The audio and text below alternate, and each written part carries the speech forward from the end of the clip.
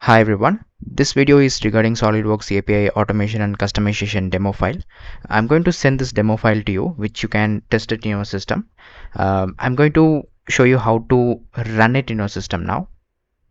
So first you have to open SolidWorks and just open a part and click on the command manager, right click it and click on customize. Here you can find commands option. Click on the commands option and search for macro. So in this macro option you will have this button. This is called new macro button.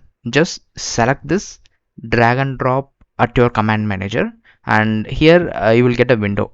There you have to select the macro file which I have given you. So I'm going to select it from my downloads folder. So I'm clicking on this file.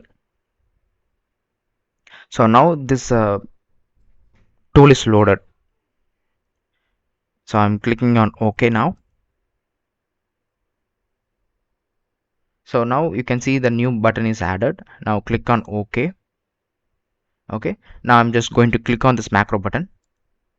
So you can see I got an UI now. So we can give any diameter and thickness here. So I'm going to give 600 and thickness as 5, and I'm going to click on create. What this tool will do is it will create that part. So it's going to create open a new part file. It's going to create the sketches. It's going to create sketches based on the calculations, and it created a future and applied colors and material. Okay, now I'm going to close this and I'm going to test this macro again with the different dimensions. I'm going to give as 2000 and thickness as let's keep it as 20. Okay, I'm clicking on create. Okay, now this new part has been created. I'm going to edit this and check the dimensions,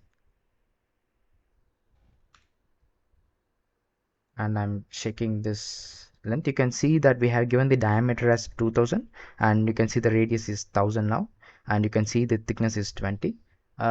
You can do the same way and test this in your system. Also, if you send any of your file, we will automate and give you, so you can understand what we are trying to say by this automation.